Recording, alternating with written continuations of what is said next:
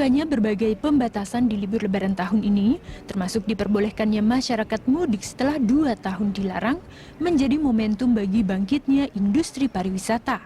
Industri ini memang menjadi salah satu yang paling terpukul akibat pandemi COVID-19 dan hingga kini masih terseok-seok belum juga bisa pulih.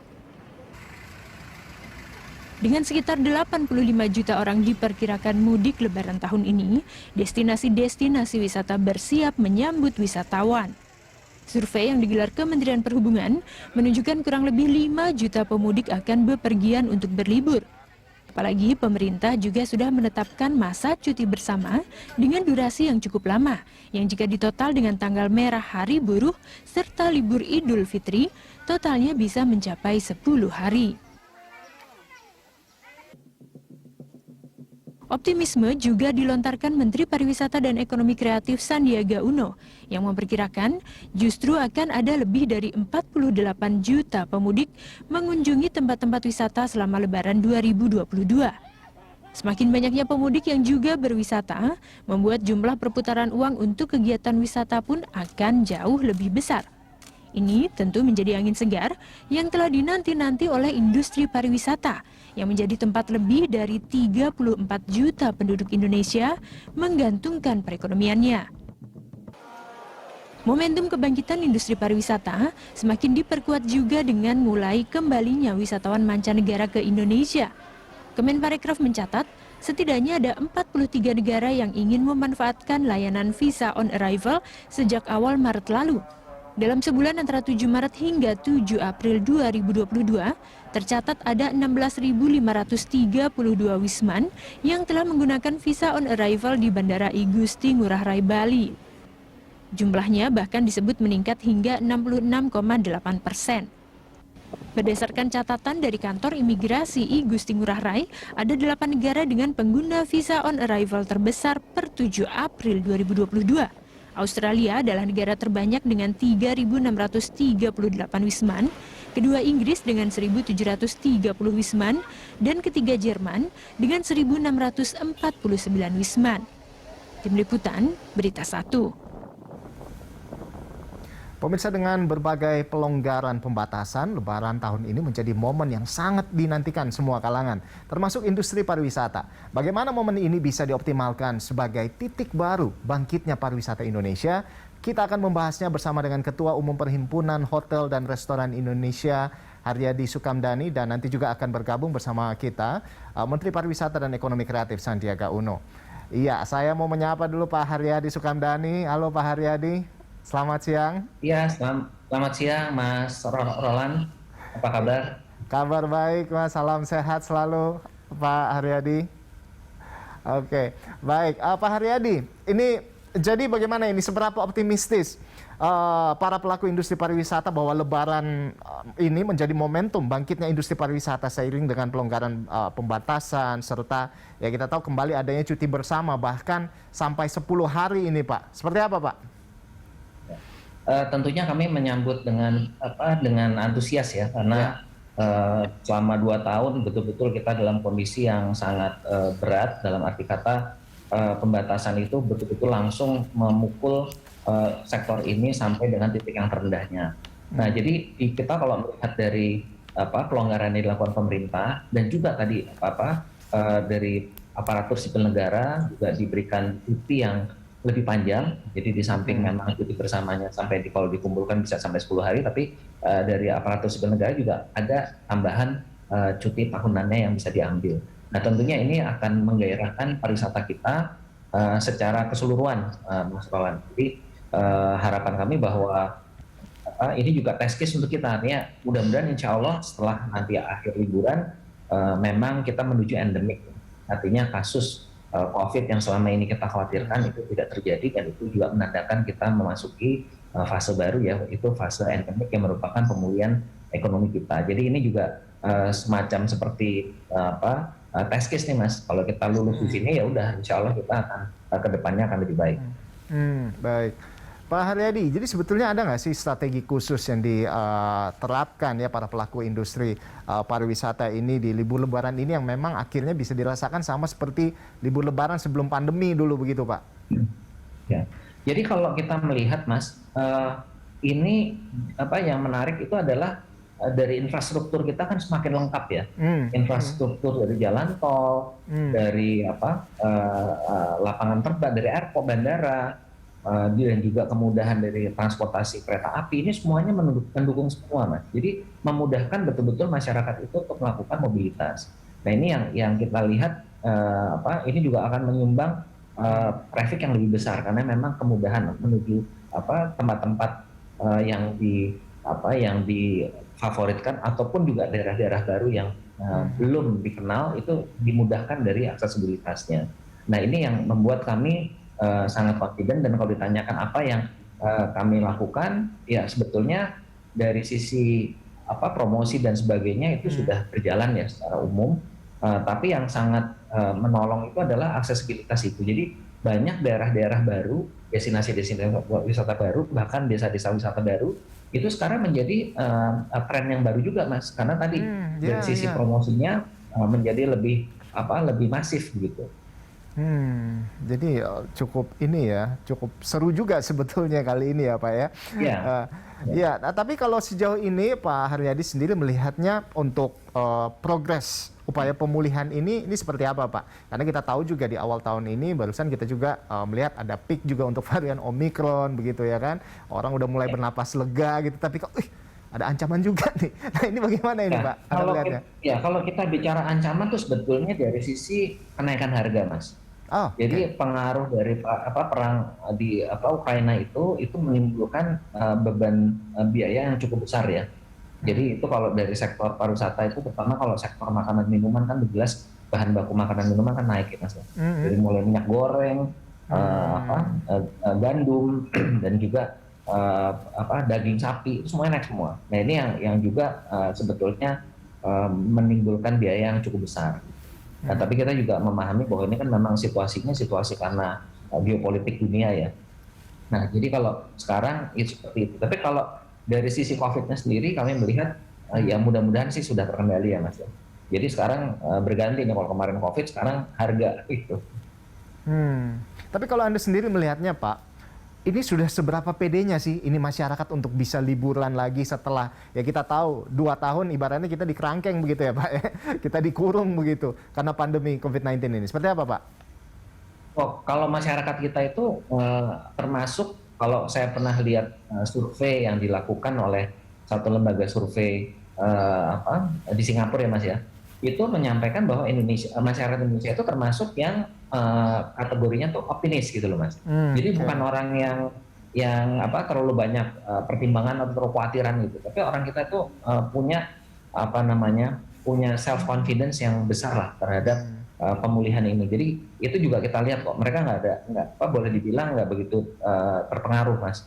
Yang penting begitu pelonggaran dilakukan pemerintah, ya udah mereka akan confidence untuk melakukan perjalanan.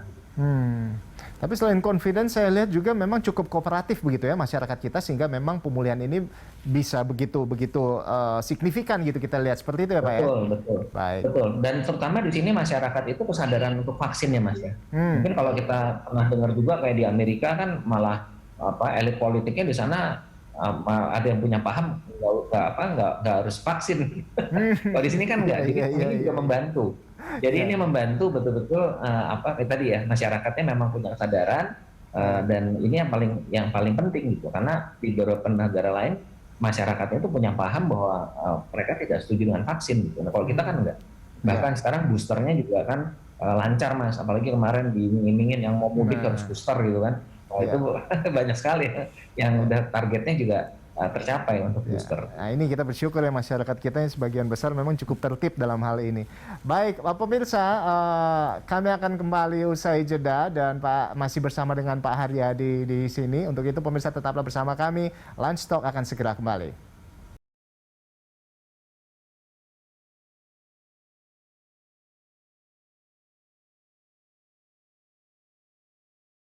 Ada Pak Haryadi Sukamdhani, Ketua Umum Perhimpunan Hotel dan Restoran Indonesia, PHRI. Pak Haryadi, ini kita lihat bahwa pemerintah ini kan memberikan lampu hijau begitu ya bagi yang sudah divaksin untuk tidak perlu lagi untuk antigen, untuk PCR.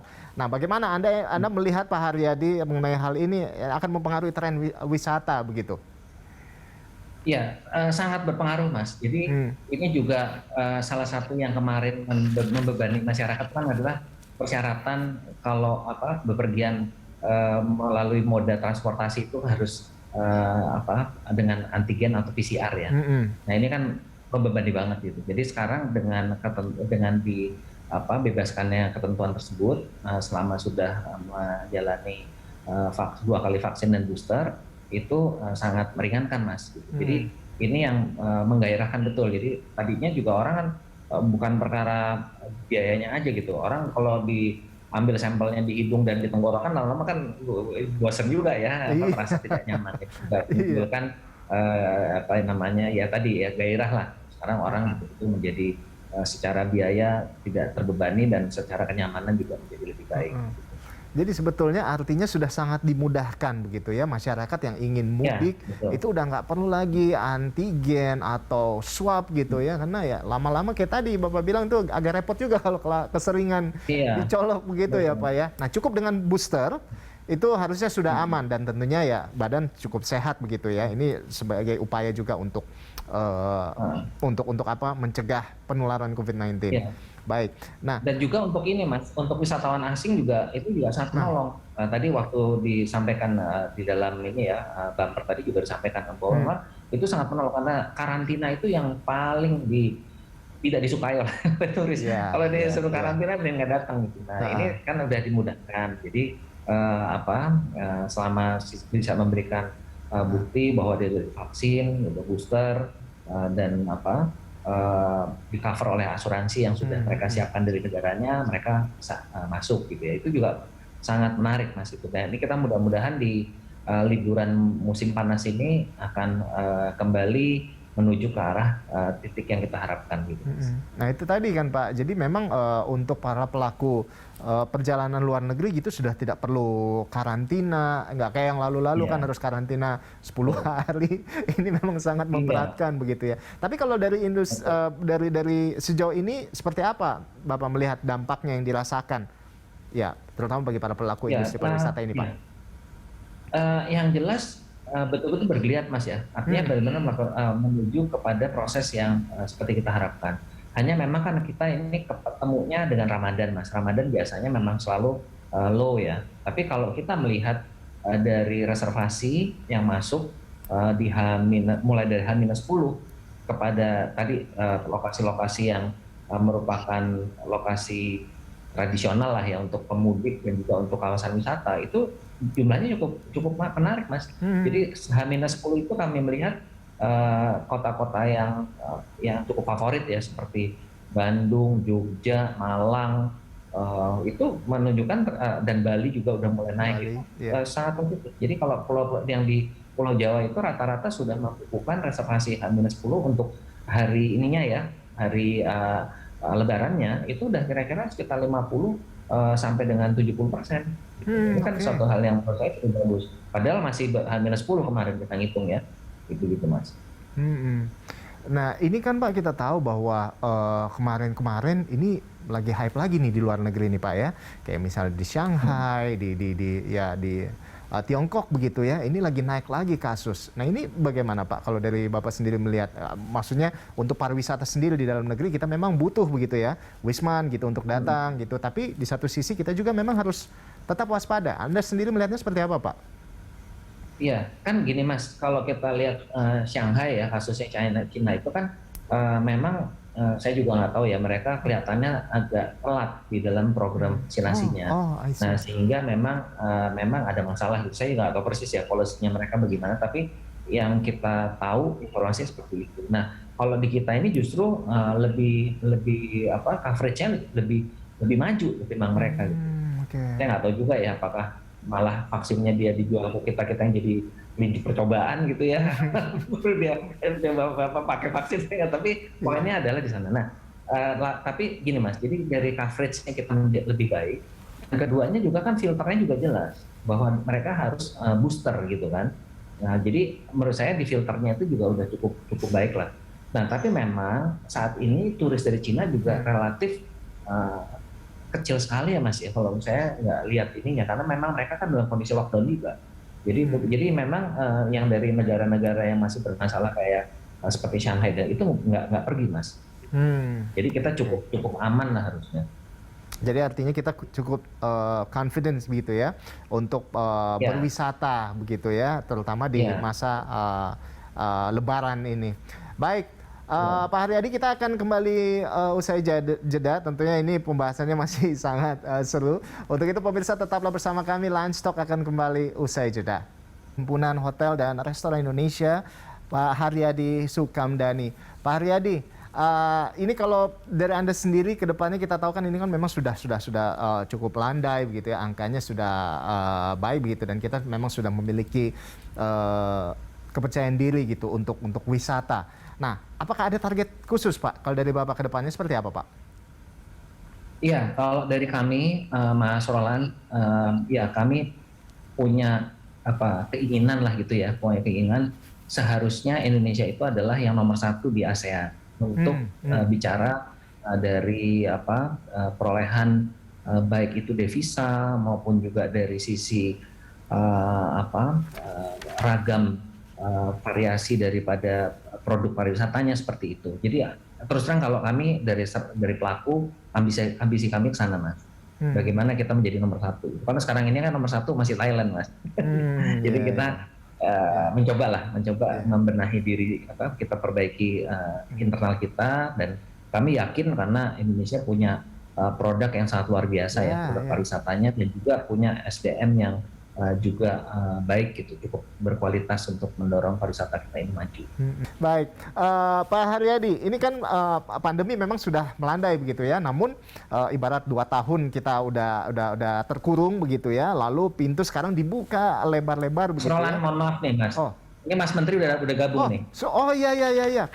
Kita menyapa Pak Menteri Pariwisata dan Ekonomi Kreatif, Pak Sandiaga Uno. Selamat siang Pak. Selamat siang Mas Rolando Sambuaga, dan selamat siang senior saya Mas Haryadi Sukamdhani. Saya memanggilnya Mas Ketum. Ini bajunya baju apa nih Mas Andi? Baju tenun dari Labuan Bajo, dari NTT. Wah, itu keren banget. Dari NTT begitu, tenun NTT itu memang paling kece. Nah ini Pak Sandi, ini kita langsung bertanya aja. Ini Pak Sandi, ini bagaimana strategi untuk mengoptimalkan momentum libur Lebaran ini sebagai pendorong kebangkitan industri pariwisata? Bagaimana Pak Sandi? Ya, pertama-tama terima kasih Berita Satu sudah mengundang kami dalam Lunch Talk libur Lebaran momentum kebangkitan pariwisata. Dan memang betul bahwa liburan kali ini tentunya sangat spesial karena sekarang sudah diperbolehkan mudik, dan mudik ini sudah 2 tahun momennya ditunggu. Jadi sudah super kangen, dan di penyelenggaraan mudik kali ini tentunya kita masih di tengah-tengah pandemi, harus dalam bingkai mudik aman dan mudik sehat. Jadi kami melihat bahwa dari program mudik yang ditugaskan kepada lintas kementerian dan lembaga, bahwa mudik aman dan sehat ini harus bisa memberikan satu nuansa kebangkitan ekonomi, namun dalam bingkai protokol kesehatan. Nah, jadi kami langsung gerak cepat melakukan aktivasi digital dengan pembuatan beberapa travel pattern, sehingga nanti titik-titik simpul potensi kemacetan dan potensi kerumunan di beberapa destinasi ini bisa dipecah dengan alternatif destinasi-destinasi wisata lainnya maupun sentra ekonomi kreatif. Kami juga bekerja sama dengan PHRI dan juga rekan-rekan dunia usaha agar kita mampu untuk memberikan satu konsep gerak bersama. Nah, salah satunya adalah posko Ramadan. Kita menyiapkan beberapa posko Ramadan untuk sarana edukasi dan campaign tentang mudik aman dan sehat. Juga ada lintas kementerian lembaga dari segi kolaborasi, termasuk melibatkan beberapa perusahaan-perusahaan seperti Traveloka, Explorin, dan Enesis Group untuk menghadirkan beberapa terobosan, yaitu destinasi yang selama ini belum terlalu populer, misalnya di jalur selatan. Itu banyak sekali destinasi-destinasi yang bisa kita kembangkan, sehingga nah ini juga hotel-hotel kan sudah mulai penuh, restoran juga sudah mulai alhamdulillah ya mulai bangkit, namun harus kita perhatikan agar tetap aman dan nyaman. Terakhir mungkin untuk mudik ini, kalau lihat kan banyak bus-bus pariwisata. Dulu Mas Rolando, ini attitude dari kami ini selalu bilang, ya itu bukan tugas kita, tugas dinas perhubungan gitu, bus pariwisata. Tapi ternyata bus pariwisata ini menjadi sangat sentral dan krusial, apalagi banyak memakai logo Wonderful Indonesia. Ini harus kita pastikan bus pariwisatanya itu aman dan nyaman. Dan nanti tanggal 27 April kami akan meluncurkan konsep bus pariwisata aman dan nyaman dalam menyambut mudik besar ini, karena kita akan kerjasama juga dengan Jasa Marga, Organda, sehingga kita bisa mitigasi potensi kecelakaan atau kerusakan kendaraan. Dan ini juga kita bisa gabungkan dengan memfasilitasi para pelaku UMKM di beberapa rest area dengan melakukan festival jajanan, makanan daerah, pameran, bazar produk UMKM, sampai kepada ekonomi kreatif kuliner, fashion, dan kria. Terakhir, kami mendorong dan mendukung hotel-hotel yang ada di rest area nih, Mas Haryadi. Sekarang sudah mulai ada, dan ini potensinya besar, dan ternyata banyak diminati. Begitu ada yang muncul pertama kali, yang kita resmikan, dan ini ada beberapa yang mengajukan, dan kami senang karena ini juga selain daripada akan menggeliatkan, membangkitkan ekonomi dan membuka lapangan kerja, juga bisa mengurangi potensi lelahnya supir saat berkendara, sehingga mereka bisa singgah sebentar, mungkin istirahat 3-6 jam atau mungkin lebih, agar kondisinya lebih prima lagi dalam mengendarai mobil maupun busnya. Baik, Pak Sandi dan Pak Haryadi, ini terakhir aja karena memang waktunya sudah sangat mepet begitu ya. Nah ini bagaimana Pak ke depannya agar memang ini agar bisa berkelanjutan begitu ya. Ini kan sudah cukup aman dan sehat begitu ya.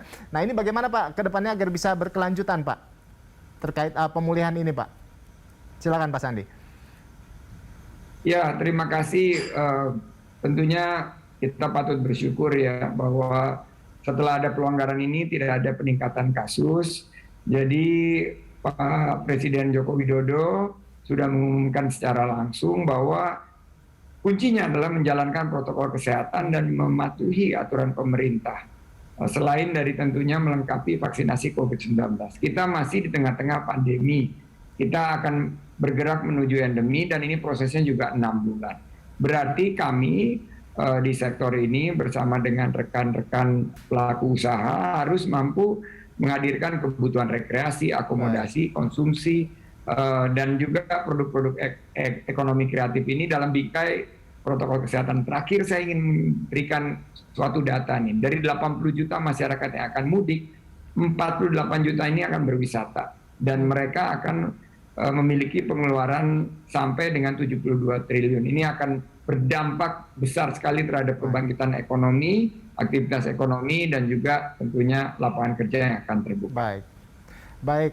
Terakhir Pak Haryadi, silakan Pak, mungkin sekalian closing statement, apa harapan pada pemerintah biar ini tetap berkelanjutan begitu Pak? Seperti apa Pak? Silakan. Ya, tentunya kami mengapresiasi ya dari pemerintah melonggarkan pembatasan ini, dan juga secara cermat mengikuti perkembangannya, itu sangat membantu kami. Dan tentunya harapan kami bahwa ke depan kemudahan untuk berwisata itu juga semakin diperluas. Jadi salah satu yang jadi concern kami juga, mungkin Pak Mas Menteri juga tahu masalah misalnya contoh visa ya. Visa ini kita memang baru kasih 43, tapi dengar visanya mau dinaikin ininya gitu kan karena PNBP. Nah itu kita sebaiknya tidak. Dan juga mengenai masalah asuransi, misalnya asuransi jaga wisata asuransinya prinsipnya bagus, tapi kalau dia sudah beli asuransi di negaranya, kenapa dia harus beli di sini gitu kan? Itu juga harus diluruskan. Jadi intinya kemudahan untuk khususnya untuk wisatawan asing ini kita juga berikan sedemikian rupa supaya menarik. Mungkin demikian Mas Ronaldo. Baik, ya terima kasih banyak juga Pak Menteri Pariwisata dan Ekonomi Kreatif sudah bergabung bersama dengan kami, Pak Sandiaga Uno, dan Ketua Umum Perhimpunan Hotel dan Restoran Indonesia (PHRI) Pak Haryadi Sukamdhani. Nah, tentunya kita berharap bahwa memang liburan ini menjadi liburan momentum gitu ya, untuk tetap aman, tetap sehat, dan kedepannya akan seperti ini seterusnya. Terima kasih banyak Bapak-bapak sudah bergabung bersama kami. Salam sehat.